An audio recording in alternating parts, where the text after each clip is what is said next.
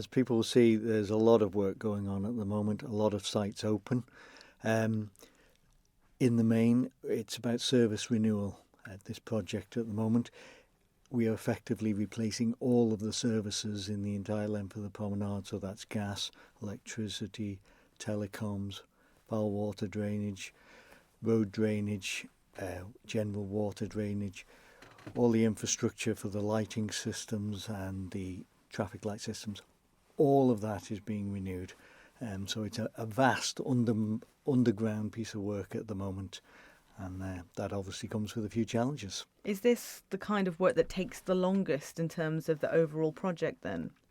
Yeah, I think it takes the longest, but from a public perspective, I think it's the hardest to see and appreciate, because at the end of the day, it all gets buried again, and people don't see what's actually gone on and some of the difficulties that can arise when you dig up the ground and find what you find. And perhaps some people feel that we know exactly what's in the ground and where it is. Nothing could be further from the truth. We have an idea of what might be in the ground, and when you dig it up, you find out that it's often very, very different, and that causes a lot of challenges on the run. That's what's happened around the villa, isn't it? There was some unexpected findings. Is there anything? What's happening at the moment, especially the sort of bus station end of things, where there seems to be a lot of concrete up at the moment, in a very basic explanation of it? Yeah, at that end, we're really just beginning to dig up the surface to expose the underground services. But perhaps as an example, we found that one of the drainage lines down by the Broadway area was a few feet shallower than we expected. It's not a drainage system that we can easily move or replace, and that then leads to huge diversion works of the planned routes for all the other services that then have to go round that particular drainage system, which was slightly shallower than we expected, and we couldn't go over it. So that leads to a lot of knock-on work and a lot of designing and changes to design as we go along that weren't expected. I think we've got to realise that people will appreciate that the promenade is effectively a 65,000 square metre work site, and there's a huge amount going on under there. And of course, lanes are changing with temporary traffic lights, it seems, at the sea terminal, and as I mentioned before, which is an area that's had a bit of controversy over it anyway, because of course you had the temporary service during TT. The stage of that now, are we on to the final part of that? This is going to be the permanent bit? No, not yet. The temporary surfaces will stay down for a while, and there's curbing to be done along most sections of the promenade. The focus is moving in part to the other end where the road is coming up. One of the big challenges of this project is, the 6 million odd vehicle movements along that promenade. There are businesses that are relying on passing trade and hotel businesses. That all of that has to keep functioning. The services that we're replacing in the road, people sometimes forget that all of those services have got to remain operational until the new services are in the ground and have been commissioned. So effectively, we're doubling the amount of services that are in that road that are supporting all of Douglas. So at the same time, it's that entire network has got we're effectively creating two networks. What conversations are you having with businesses? Because if we go to the other end, the Strathallan side, there are notices on some of the fencing that says you can't approach certain hotel entrances because it's too dangerous. What conversations are you having to limit the amount of time their access might be prohibited? We work very closely with all of the businesses, and we have staff dedicated to working on a daily basis with the businesses. What we always maintain is at least access by foot to every business. What we can't guarantee is being able to drive up to the front door, and that we understand that really does create challenges for some businesses, who rely on that passing trade, and we're trying to facilitate that as much as possible. We've created over nearly 300 additional parking places on the promenade. And what we've done after speaking to a lot of the businesses down that end that have been struggling is we've tried to sneak in parking spaces, even if it's one or two parking places on bits of pavement, on little side streets, as close as we can to those businesses to facilitate them as much as possible, because we do understand that they're hurting, and we really are trying to help. And of course, it would be remiss of me not to mention the horse trams when it comes to a prom update. We know now it's reopened for a portion of the full length. Where is that now? Is there going to be some priority put on extending that, say, 60, is it 60 metres, 60 foot? I can't remember what measurement you use it in. Yeah, very much. And we hope to be further on with that than we are at the moment. Unfortunately, just around the TT period, we identified a couple of technical problems with that tram corridor. There was a problem with some of the concrete that we've laid, and the tram operation was a little bit noisier than we expected. What was the problem with the concrete?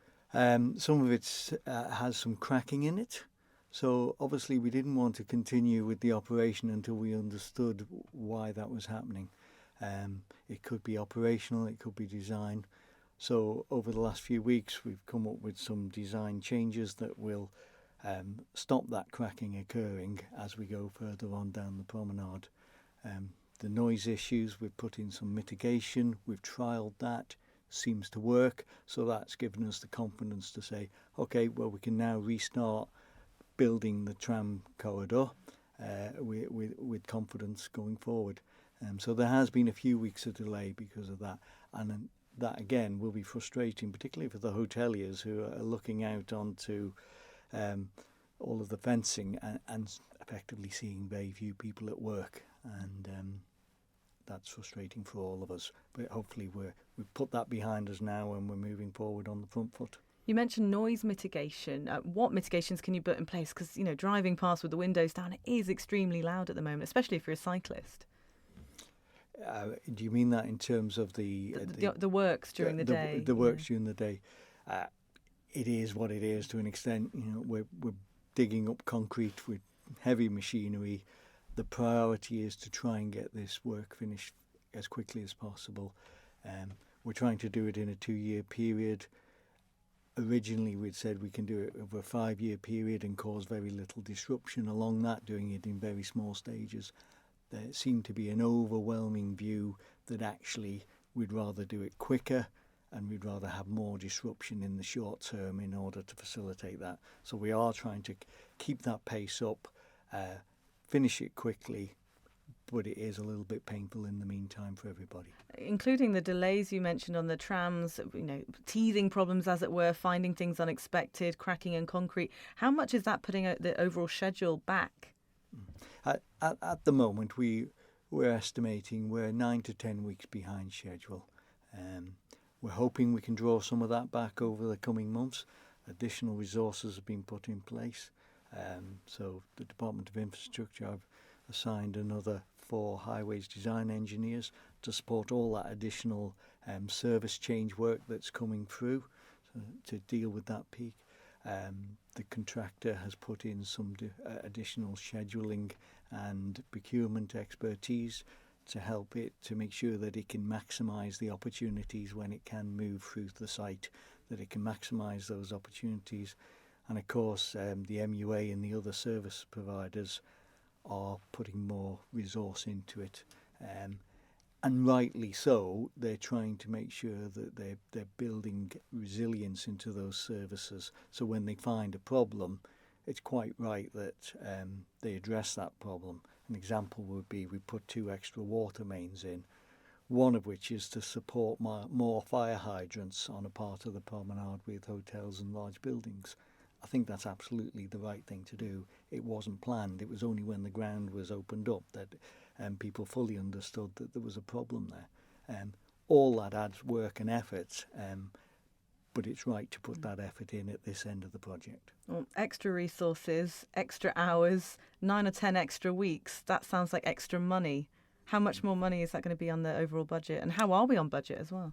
Well, at the moment, everything looks to be more or less on budget. We do build in contingencies in terms of the finances, and we build in some time contingencies.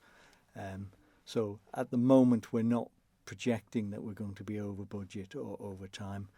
But obviously, as the project progresses, that will become clearer. And the next stages, obviously, we can sort of see where it's at the moment. Where are the next areas that you'll be focusing on?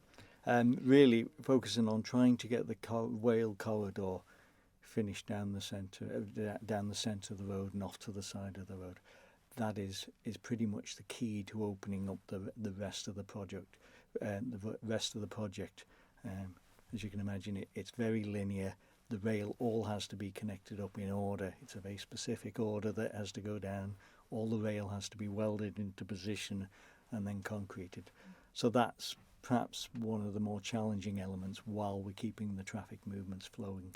And mentioning the work itself, how regularly do you do health and safety checks? Because I know there's been some reports of precarious looking, at least to the unprofessional eye, that people aren't necessarily wearing eyewear or gloves when using heavy machinery. I mean, there are daily checks on site. The staff being used by the contractors are very well trained. The contractor itself has an excellent safety record, and the project at the moment has an excellent safety record. So when issues are brought to our attention and to the contractor's attention, they deal with those issues very quickly, as do the service providers. Not trying to pretend that everyone's perfect every day of their lives, and none of us are, but when issues are raised, they are dealt with.